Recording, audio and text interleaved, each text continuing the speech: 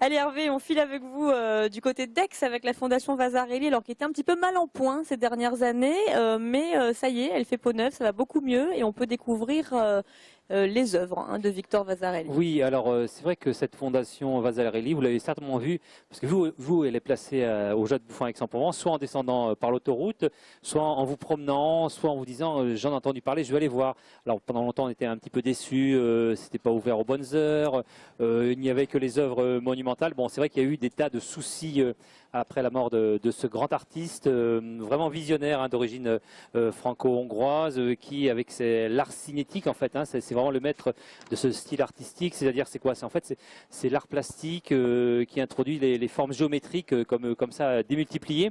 Et quand on regarde une œuvre de Vasarely, on se dit mais oui, on reconnaît tout de suite.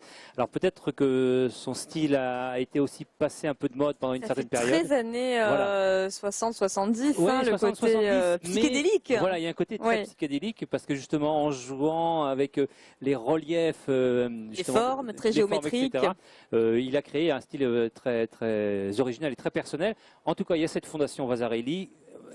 Il y a une succession assez compliquée, il y a une mauvaise gestion et reste qu'il y a maintenant le petit-fils Pierre Vasarely qui depuis 3-4 ans peut enfin gérer ce lieu assez unique. Alors il y a une exposition à voir, mais je l'ai rencontré, Pierre, c'est quelqu'un qui est très passionné, qui défend vraiment l'œuvre de son grand-père. Il nous dit qu'est-ce que c'est au bout du compte la fondation Vasarely. On l'écoute.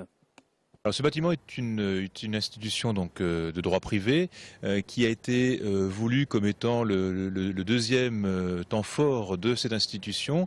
Une fois le musée de Gordes créé, inauguré en 1970, Vasarely a souhaité un lieu qui puisse présenter l'œuvre architecturée avec donc un bâtiment résolument contemporain, résolument moderne. Et donc c'est sur le site du Jas de Bouffan, sur un lieu qui fait discours avec la montagne Sainte-Victoire, et bien que cet espace a été donc inauguré en 1976. Écoutez, depuis 2009, un nouveau conseil d'administration est arrivé donc au pouvoir avec des administrateurs concernés, qu'ils soient de droit ou qu'ils soient qualifiés, et donc nous pouvons depuis cette année précise répondre aux vocations de l'institution, aux souhaits également de Claire et Victor Vasarely qui étaient donc les fondateurs initiaux. L'idée est non seulement de pérenniser l'œuvre, mais également d'ouvrir l'institution à la création contemporaine à travers une programmation tout à fait éclectique de conférences, de concerts, mais également bien évidemment d'expositions, tout en envisageant ce qu'il fallait faire de toute urgence, à savoir la restauration du bâtiment. Donc c'était effectivement à titre personnel tout à fait important de pouvoir rappeler quelles étaient les volontés de Victor Vasarely à travers cette institution. Alors c'est vrai que c'est un lieu déjà qui marque, puisque c'est vrai que Victor Vasarely